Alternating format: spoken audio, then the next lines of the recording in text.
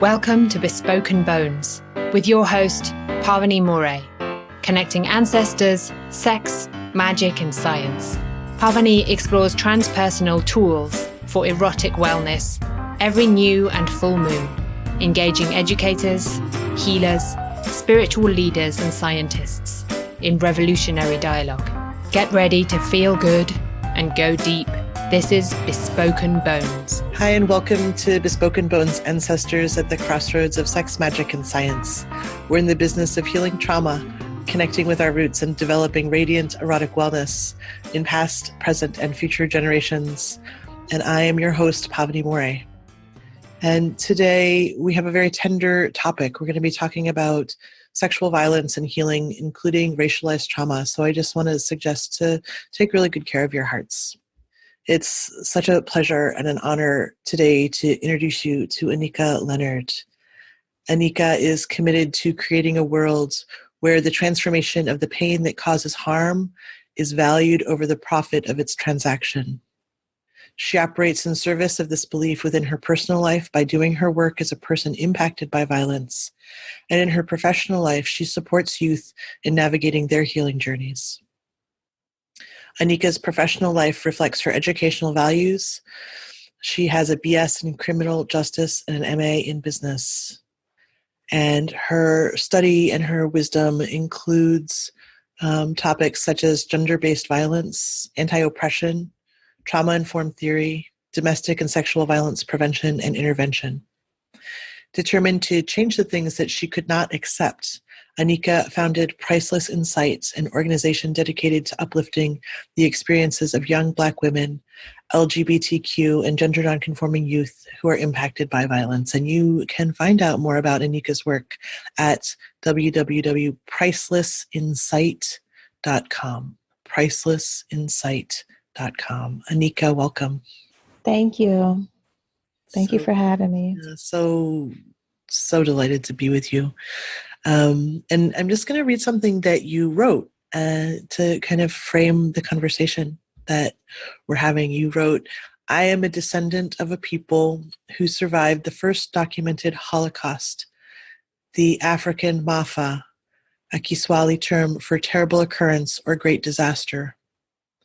My ancestors survived being kidnapped, enslaved, forced onto sex farms, incest, state-sanctioned violence, rape, murder, medical experiments, domestic terrorism, Jim Crow, and police brutality. What gives me hope is the awareness that my ancestors experienced far worse than I have, and they survived. I am here. I have experienced more than others, and I have survived. And I tell my story to share the promise of tomorrow. Every time I see in my inbox a text message or receive a phone call from one of my current or past students, I have hope. When they reach out, it shows me that they are willing to take a step towards asking for what they need, which is one step closer to healing." Whew. Yeah, just thank you for those words. And we talked about you sharing a little bit of your personal story here as context for all the work that you do. Would you be willing to talk a little bit about that now? Definitely. My first memory is one of violence. And I don't talk about that as much as I do my own personal journey, but just knowing that my first memory has definitely impacted the way that I view the world and also the relationships that I've experienced. And so I remember experiencing dating violence as a teen, having a boyfriend who was, really upset with, and actually it even starts further back than that, being sexually assaulted as a kid. I was around 8 years old when that happened. So I didn't really understand the impact of what happened. I knew that it wasn't supposed to happen. And then fast forward to some of the earliest memories, like I said, those things combined, I think, is what propelled me into this unhealthy relationship that I remember as a teen. And like I said, saying things that my boyfriend didn't want me to say, doing things he didn't want me to say. and him just using violence against me because he didn't like that, as his means of trying to control me. And, it was very painful it's very painful to think about, right? To know that that's something that I experienced. And I recently shared that story on social media. And one of my nieces, she's 17 years old. She liked the status. And I'm like, I didn't even think about the fact that she's going to be like, my nieces and nephews have access to this. And what if they have questions? So I reached out to her and I said, are you okay with, hearing my experiences? And, did it impact you in any way? Do you need to talk about anything? And she said, no, I understand why you did what you did. And I'm fine. And I said, oh, okay. But it really didn't dawn on me because I'm so used to telling my experiences, right? How it would impact her. So then fast forward, I go to college and I'm dating this guy and we belong to the same church. And I grew up in a very strict kind of religion, Pentecostal. And we went to the same church, well, not the same church, but the same denomination. And I really liked him, but I really wasn't interested in being sexual with him. And it was around my birthday, Valentine's Day, and he said that he wanted to meet at a hotel. He got us a room, and I'm like, well, I would like to go, but I'm not really interested in being intimate with you. Like I was very, very adamant about that. And he had other plans. And so when I got there, my clothes looked very different when I left. He literally ripped my jeans down the middle, trying to get my jeans off of me. And it really impacted me because I really, he was in church, he wasn't supposed to do this thing. He wasn't supposed to violate me in that way. But then in actuality, that's, if I look back to the people who've caused harm in my life, most of them were members of the church. And so that added another layer of healing that needed to take place. And, and you can just keep, I can just keep going on and on. Shortly after that experience with date rape, I got involved with a guy who I was really madly in love with. And this guy started running scams on my checking account. And I was working at a bank at the time. So the checking account that I had was also my employer. It was the bank that I was employed at. And I worked in a commercial banking division of the bank. And so this person, he was writing checks on my account like I bought a car from him, and writing checks on other women's account like they bought a car and he just needed me to cash the check. So I ended up losing my job and basically just being really disenfranchised, losing my house and trying to figure out how I was going to pick myself back up. And I ended up going down to Tennessee with a person that I knew was a pimp, and dancing as my way of getting back on my feet because of how society sold this profession. It was the thing that I could do to make some really quick money. And I did that and experienced another layer, a level of trauma within that experience. And it just it goes on and on. Honestly, it just goes on and on. The thing that impacted me the most, I think, is that I was a teen mother also. So during these experiences, my kids were a part of these experiences. Just I don't speak about the first experience of violence in my life, my earliest memory is that of a violent one. I hadn't really spoken about how much my kids had been impacted by what I experienced and what I was trying to survive through, if that makes sense. So I think that was kind of all over the place, and hopefully it made sense to some capacity. Yeah, I think it's so good. It's so good to name the things. And there's a few things that I want to just kind of pull out of what you said. Because what I also hear you talking about is transgenerational trauma. I'm Definitely. impacted, my kids are impacted, but one thing I also know about you is that you've been really committed to telling your story for a long time, right? And there's such right now there's, this huge thing happening where lots of folks are coming forward to tell their stories of violation, and just curious of what, as somebody who was kind of one of the early people doing that, why was that so important? How did you know that you had to do that? It was kind of just this feeling that wouldn't go away. Like I didn't have peace until I did. And even still, like there are layers of my story that I don't tell a lot of, like being trafficked. I just recently, like within the last 5 years or so, I just started telling that story. And so I once I started though, it's actually, let me backtrack. So back during the days when I was like really heavily involved in the church that I mentioned earlier, there was a guy who told me that I was going to be a person that really helped teens process through things. He told me that I was going to open a teen home, and that home was going to help teens who were like me. And I thought to myself when I heard that, like I knew it was true in my spirit. I felt it, right? And I believe that like the universe, God can use anyone, right? So I felt that in my spirit that was like true. And also, I was not comfortable. I'm an extreme introvert. I don't know how many other people are, but people will read my writings or they'll see me speak in public and they'll, have an assumption about like what my personality is. If I'm comfortable with you, I have a beautiful personality, but if I'm not the person who can like walk into a room and just blindly network with people and things of that nature. I'm extremely introverted in that way. And I think that some of that is in response to some of the trauma that I've experienced. And then a lot of it is like my need for safety, and I think both things are true, right? Like it's trauma. And I also like crave safety, and I would rather know that I'm safe than step out there and try to figure out if I'm going to be safe and if my personality is going to be accepted or, things along that nature. So I to answer your question, I kind of already knew that it was true, that it was meant for me to go out and speak about my experiences. And it was very, very scary.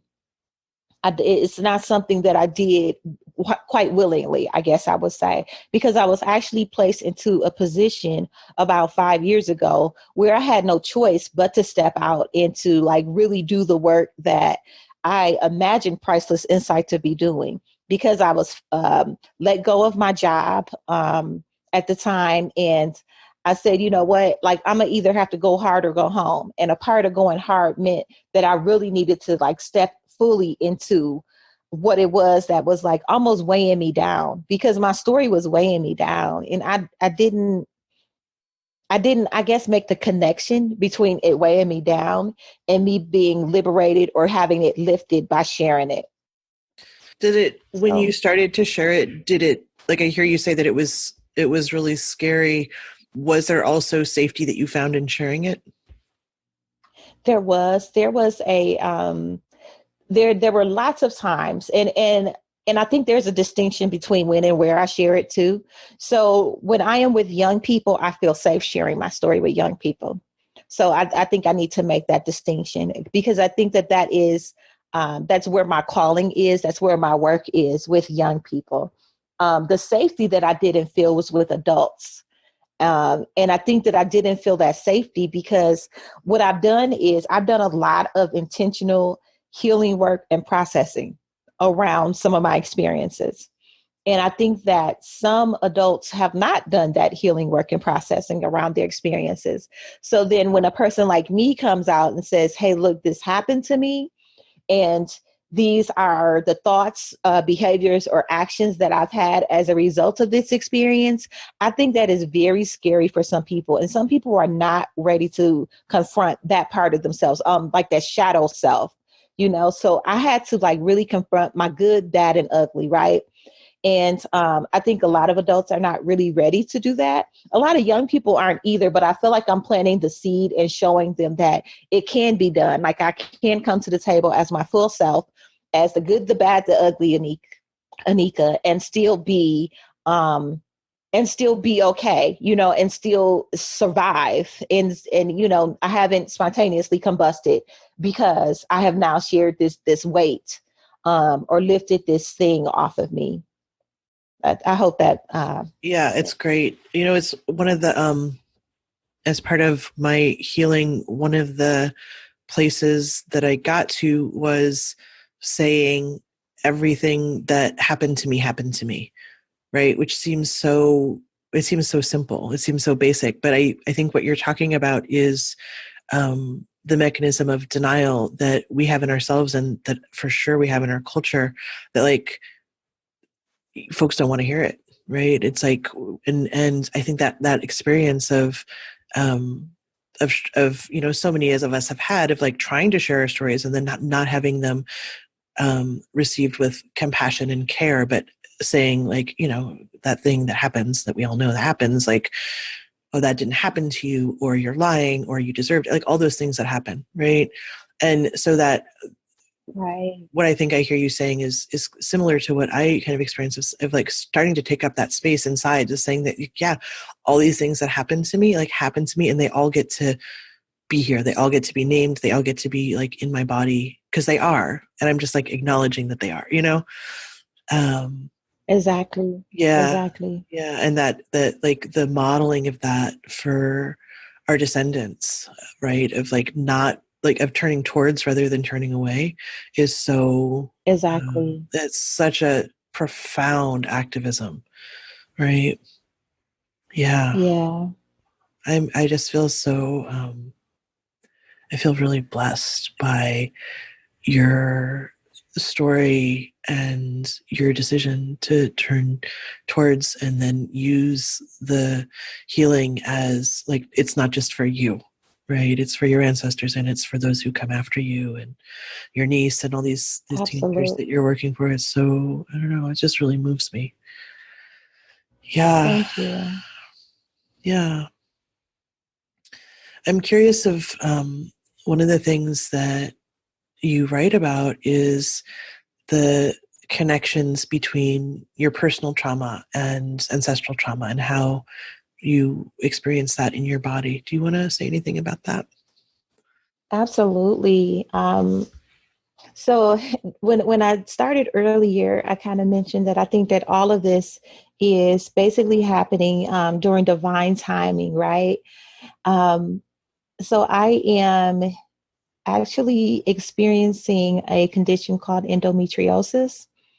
And endometriosis happens when a woman's body prepares for a cycle. And instead of the tissues that are normally prepared to help your body pass blood through, their natural cycle is to grow and detach in your uterus. In a person who has endometriosis, those tissues that grow and detach, they travel outside of the uterus and they grow and grow and grow in other places. So this could be your bowels, your bladders. Tissues have been found in people's lungs. And so it's a very, very painful process. And one of the things that I've been doing is I've been doing a lot of research around endometriosis.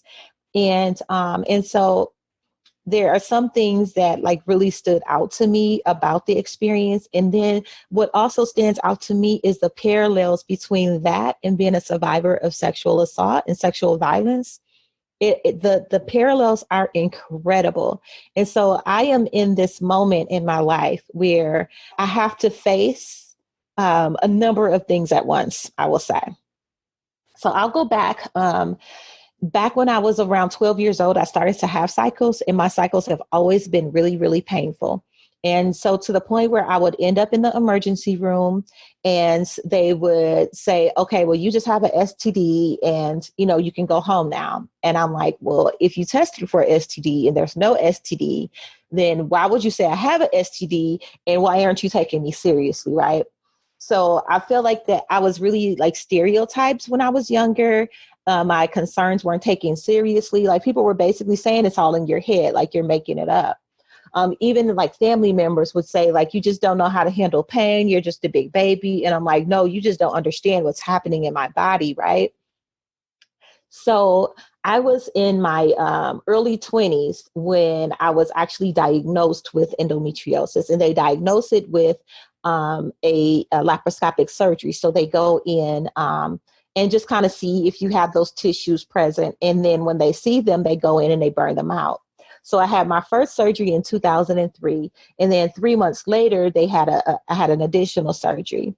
So the additional surgery, they removed my right ovary and right fallopian tube because they were very badly scarred and causing me a lot of intense pain. I basically couldn't walk, I couldn't work, I couldn't do anything.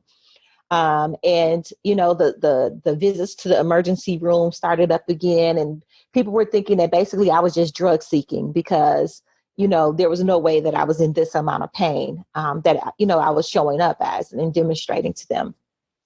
So I started seeing a gynecologist after my initial surgery. And the gynecologist is the one who did the second surgery. When she did the second surgery, she burned my stomach with the laser in like 2 different places. And I was just saying, like, when I woke up, I'm like, well, what are these extra scars? And she's like, oh, yeah, I burned you. And I'm like, are you serious? Like, that's just how you treat it? Like, it's just matter of factly, it doesn't matter. Like, you burned my skin. I had these scars for the rest of my life, and it just seemed like it didn't matter to her. So I stopped seeing this gynecologist and I started seeing a specialist for endometriosis. And in Milwaukee, we have like a worldwide endometriosis kind of clinic, I guess you would call it. And so I started seeing this specialist, and he was this white guy who lived in the suburbs. And this guy actually told me, after I've had the surgery, it's been documented. Everything has been, like, any proof that he would need that I have this condition has been provided to him. This guy told me that he would not prescribe me any pain pills because he thought that I would sell my pain pills. He said if I was in pain, that I should give him a call. And when I gave him a call, he would determine if I was in enough pain for him to prescribe me some pain pills or to go to the hospital. And I was absolutely floored. I was absolutely floored at that time. Like, I could not believe that this was his response. And I was also trying to figure out, like, how to stand up and fight for myself while I was experiencing this intense pain. So, why I say that I'm like, all of these things are basically coming to a head now is that I'm in sort of the same sort of pain, except this time in my opinion, it's a little worse. So I have a cyst on one of my ovaries. And I also believe that the endometrial tissues have traveled to my bowels and my bladder because it hurts when I have to use the restroom. I could barely sit. I'm basically like laying down like 80% of my day. And so an extreme amount of pain, right? And the doctor that I had, the gynecologist, I started seeing her in June when my symptoms began just to become overwhelming. And I said, look, this endometriosis is back, and I'm probably going to need surgery, and I need your help. So this woman, she treated me very badly. At first, it seemed like she was kind when I was going along with what her plan of my cure was. But when I started saying, like, look, I want surgery, and this is what I want, and this is what I need, and these are my symptoms, it just seemed like her treatment of me as a human kind of went out the window. It was almost like I was bothering her, and it didn't feel like I was getting my best care. And so at that point, I said, you know what? I'm not going to see you anymore. I need to find someone else. So I am currently on a search for my third gynecologist who can, give me the treatment that I need, give me the consideration that I need as a human, like my basic human healthcare needs, but then also treat me like a person, like a person who is sitting in front of you who is in pain, right? So I had an appointment. I'm jumping through all of these hoops with the medical system. I have like state insurance. So there's this one surgeon in the state who can do my surgery that accepts my insurance, that's within the vicinity in Milwaukee, that, like he has all of these stipulations that he fits. And so I had to wait 2 months to see this surgeon. And in the meantime, I'm in extreme pain, right? So I have this appointment to see a doctor who can then refer me to the surgeon that I need to see. And that was actually this past Wednesday, I believe, this past Tuesday, I saw this doctor. While there at the doctor's office, which happens to also have a hospital, it's the hospital that has an emergency room on all of this stuff. I get a flare up, and it is so intense. I could barely sit down. All I can do is just like cry. And we finish this appointment. I get my referral to see this doctor. Then I say, just take me to the emergency room, because maybe they can give me some medicine that can knock this out right now, because I need some like pain relief. I go down to the emergency room, and they're basically treating me as if I'm drug seeking. It was absolutely incredible. And I just get to the point where I had one doctor come in, and she treats me quite badly. And then another doctor comes in who's like like the head of the doctors there at that time. And he asked me the same question 3 times. He's asking me, what medicine have I taken already? When did I take it? What's bringing me there? And I'm like, why are you asking me the same series of questions? He said, I'm trying to see if you're lying. Or he didn't say lying. Let me not say that. He said, I'm trying to see if your story is going to change. In my head, that translated to, you're trying to see if I'm lying. And it was so hard for me in that moment to stand up for myself and to advocate, because I was just crushed. Like, I am laying here in an incredible amount of pain. You can visibly see how much pain I'm in, and it doesn't matter to you. And in that moment, it brought me back to, and it brings me to a space constantly, right, where I'm thinking of my ancestors. If this were something that went on back then, which I'm pretty sure it had to have been, like, they didn't have the amount of technology that we have today, right? So to be able to like go in and have the surgery, maybe if they did have a kind of surgery that was exploratory, maybe they didn't receive anesthesia, there are so many different things that I think about when I think about this condition that I have and how my ancestors might have experienced it. The other thing that I learned about endometriosis is that it's very common among women who have been sexually assaulted as children. So once again, I go back to my ancestors, women who were raped constantly, right? And there was no law. It was actually encouraged. It was encouraged for people to have sex with their property or, slaves. And I'm doing air quotes at this point, right? And so I think about how much of what I'm experiencing right now is also transgenerational. It's also like the pain of my ancestors that's been transferred down, right? And so one of the things that's been very, very hard for me to do is to like say no to a lot of the commitments, right? Like I started Priceless Incite 5 years ago.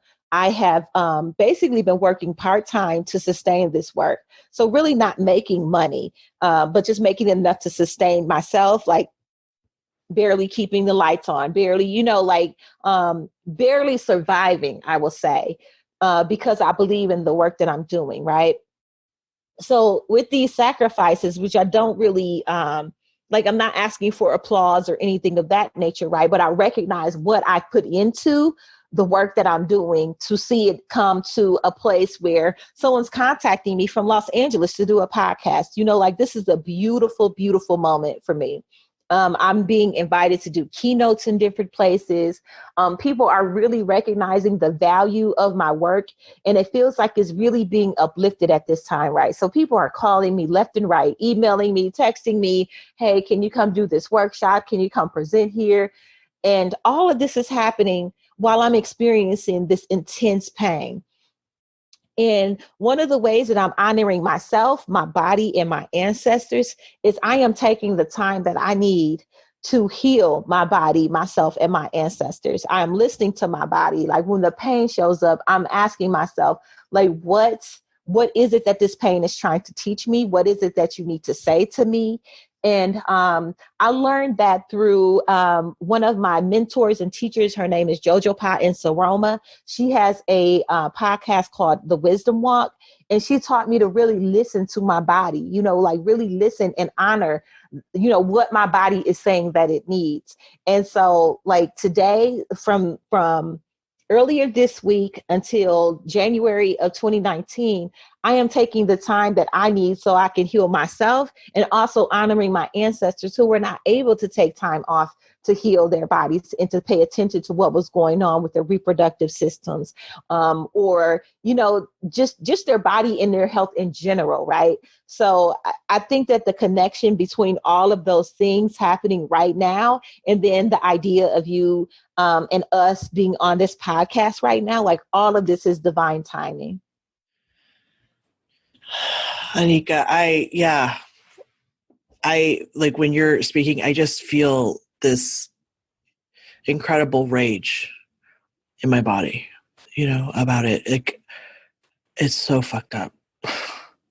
It's so, is it, I feel like I want to contrast it, everything you just shared, which is basically like racism and access to medical care and sexualized trauma and ancestral trauma and all the ways that it lives in you and in me and in all of us.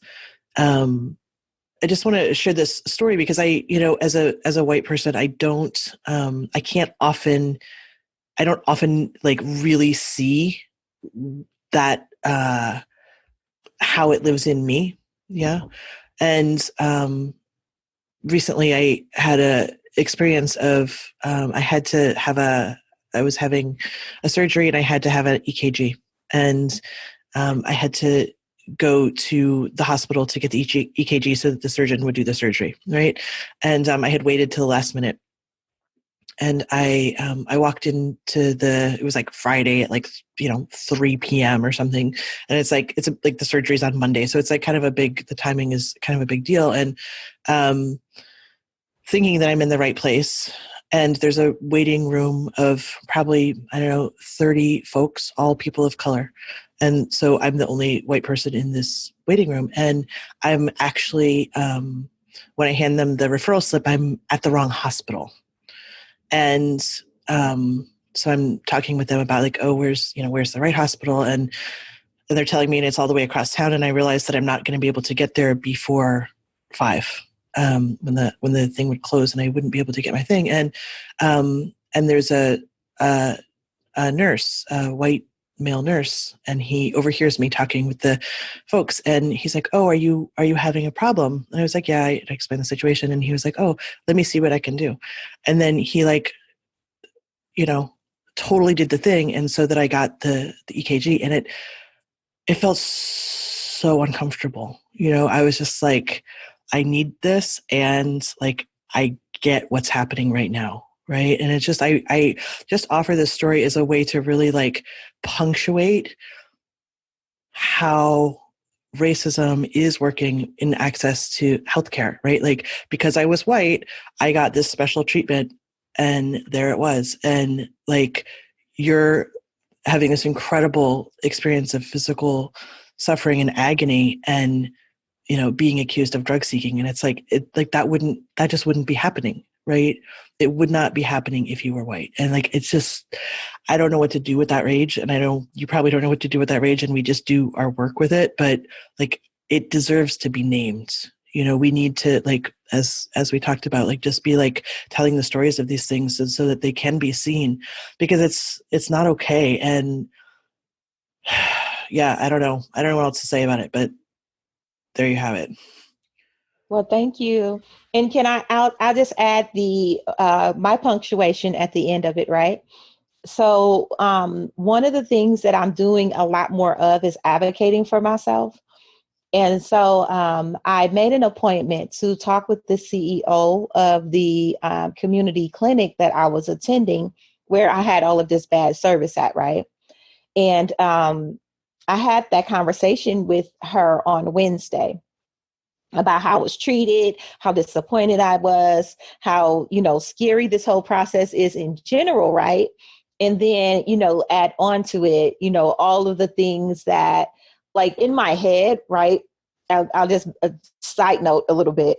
In my head, when I feel this pain, I make up all kind of stories about, oh my God, it's traveling to this place and that place, and I could wake up without a bowel. Like I have all of these things going on in my head, right? Sure. About like what this pain means and like what's happening in my body. And so I'm sharing with this CEO about these feelings and these thoughts.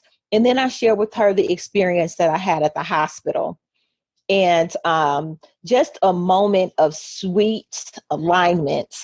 The woman who is the CEO of the clinic is also on the board of directors for the hospital that I was complaining about. That's beautiful. So I'm like, that's what I'm like for us. Sisters. Thank you.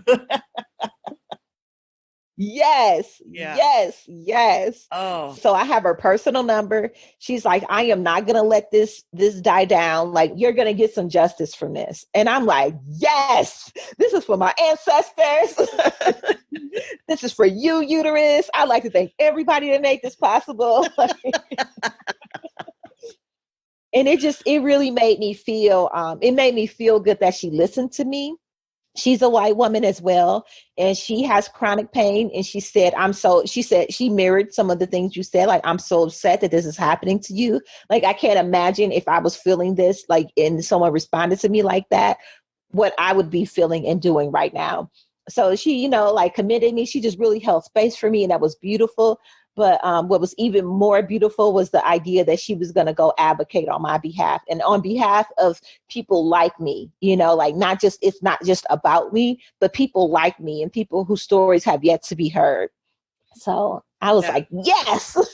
Yeah, that advocacy is so brilliant and it's so courageous, right? Because it's like you're in their hands, like your care depends on.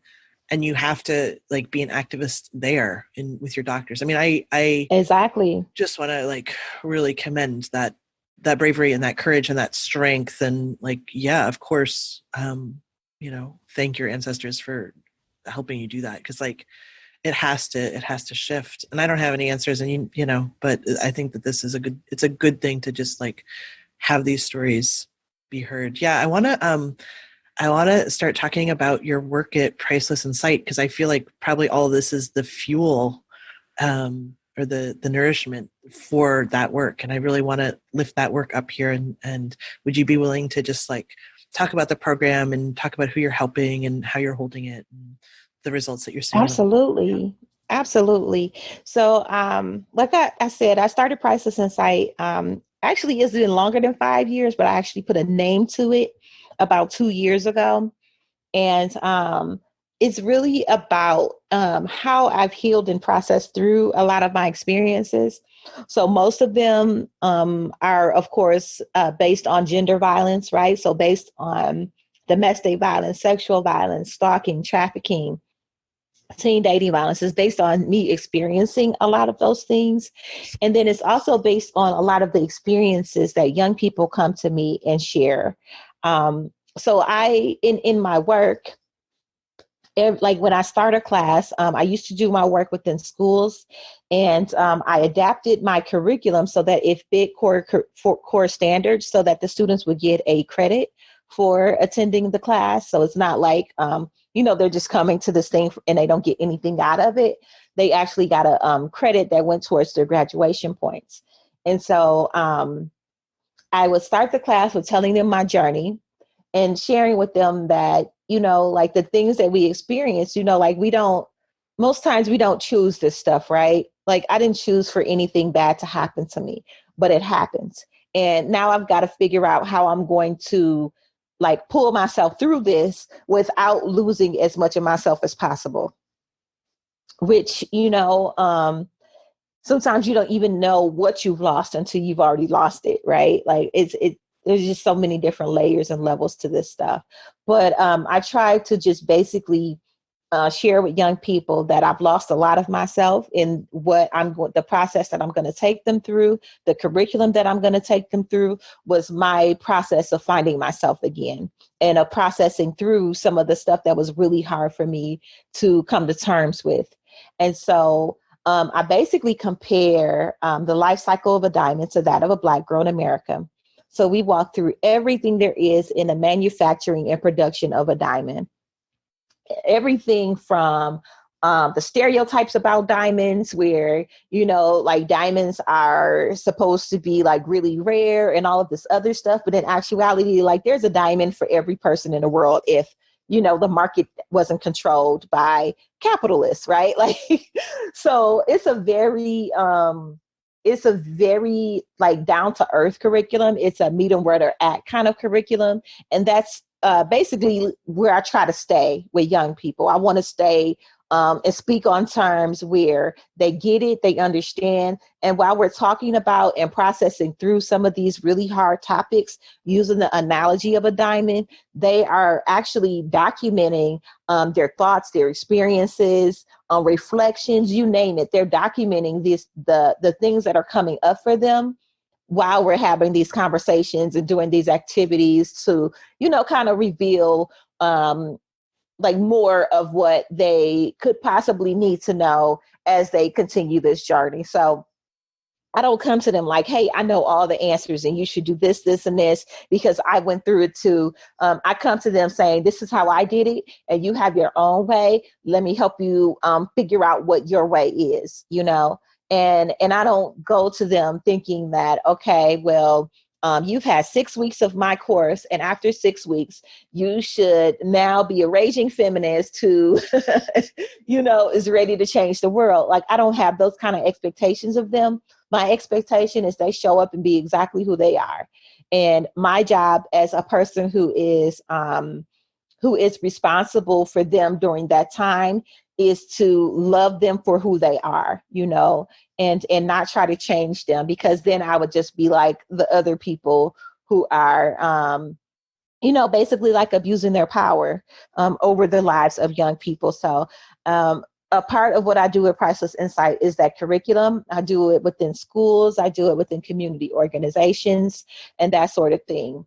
Another thing that I do is like outreach and awareness. So that's more like the, going to resource fairs and things of that nature. So I have like this resource table that looks like, I've been told that my resource table looks like an altar. And I'm like, well, yeah, that would make sense, right? It makes total sense to me. That, my ancestors would be speaking to me, because I feel like I'm truly guided in this work that I'm doing. Like if it were up to me, I would probably be somewhere stuck in my trauma because it's really, really hard stuff to deal with and to think about and to bring up and talk about every day. Right. But I really think that the work I'm doing has been like, I've been chosen to do it because, like, even when like you mentioned the article earlier, I don't even remember, honestly, some of the quotes that people like share with me from the article. I'm like, I said that? Like, wow, that's great, but I'm just like, my ancestors must have really moved through me, like the universe really moved through me to give birth to this piece, this literature that people really needed to see and to hear. So some of it is outreach and awareness. Another thing that we do are the events like Denim, Diamonds, and Pearls, which is like a sexual assault awareness event. And with Denim, Diamonds, and Pearls, we basically gather and kind of just recruit people from the community, those who have stories around sexual violence. It's a brunch, so we eat, we share those stories, we honor young people in the community who have been youth ambassadors to Denim Day, and we give them certificates. And then we basically figure out, is there anything else that we need to do or say around this before we head home? And we also try to make sure that it's not just a one day out of the month that we're talking about these experiences or lifting them up. Like Priceless Incite has a crisis line where people actually call, text. You can reach us like on Facebook and things of that nature, email. We have a variety of ways that people get in contact with us, because the one thing that I had a lot of kind of angst around is that I didn't want to start having these conversations around sexual violence and, like domestic violence, things of that nature, and kind of leave people wide open. So like, that's where the crisis line came in. That's where, inboxes from Facebook and those sorts of things came in, because I'm like, I don't want to leave people hanging. I want to be accessible to people if they need to kind of talk through some of these things. One of the things that we're going to be doing in 2019, which is also why I need to like heal and repair my body.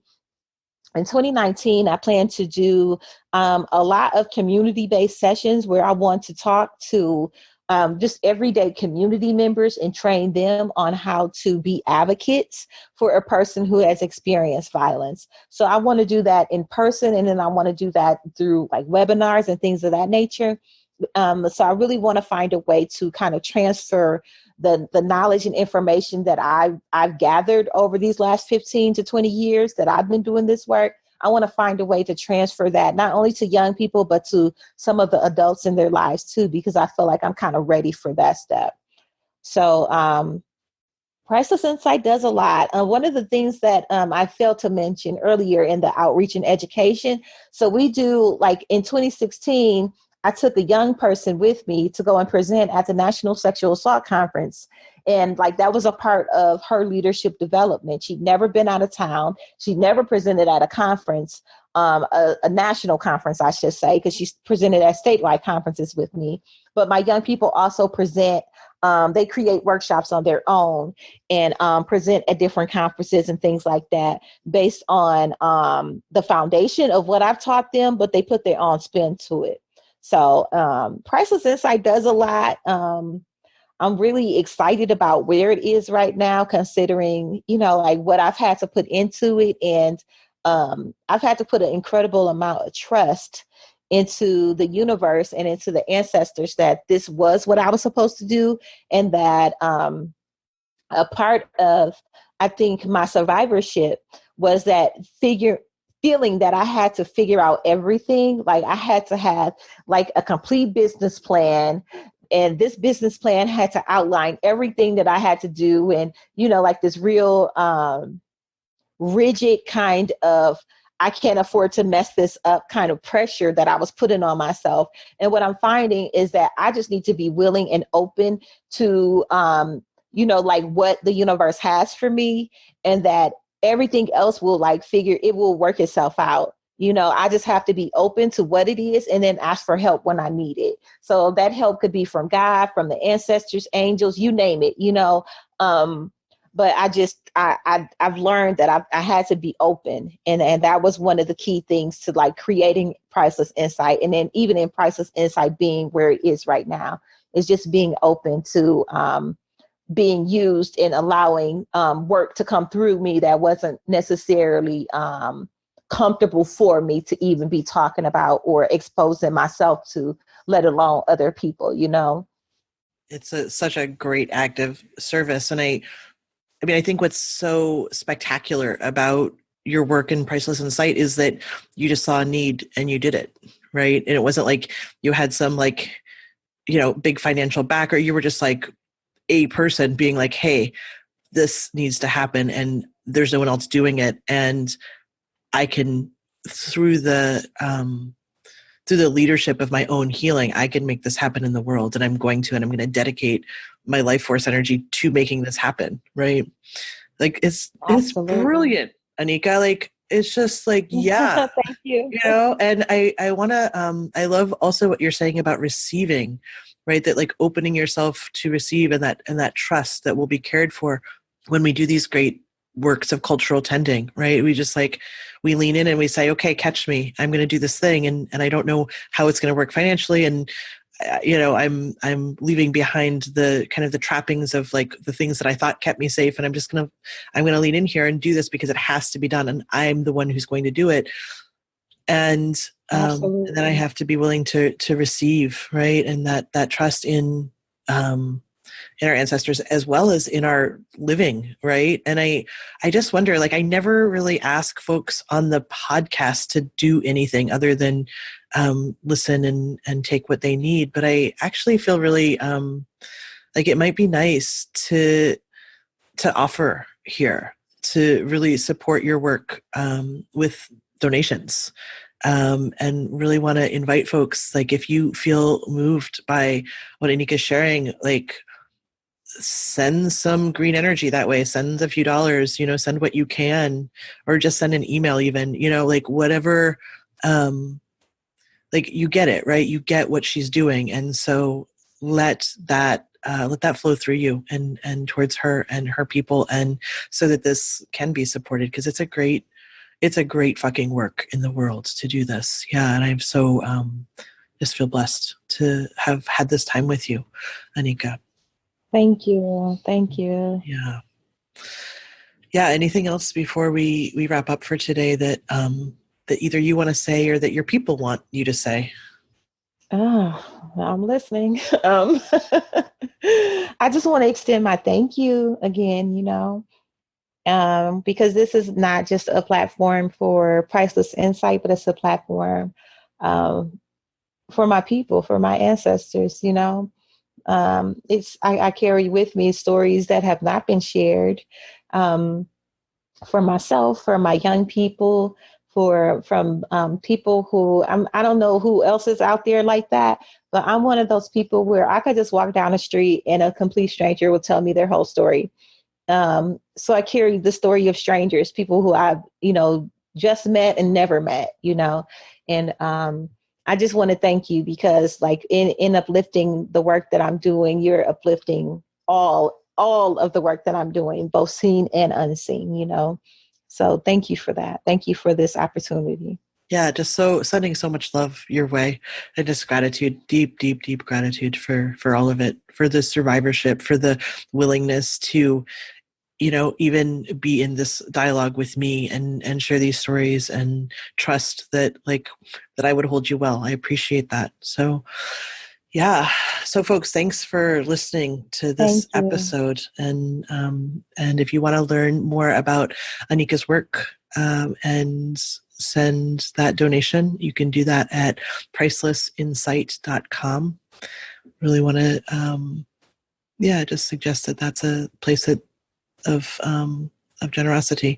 Yeah. And so thanks for listening, and also really happy to hear how this episode has landed for you. We're touching on some really deep, tender, rageful, important topics. And as I said in the beginning, hope you're taking care of your heart. Let yourself be impacted by this, because we deserve to be impacted. We deserve to feel these things this deeply. And also we deserve to take care of ourselves. So be in touch to the bespokenbones.com website. There's a contact form there. You can send messages to me. You can also reach out to Annika.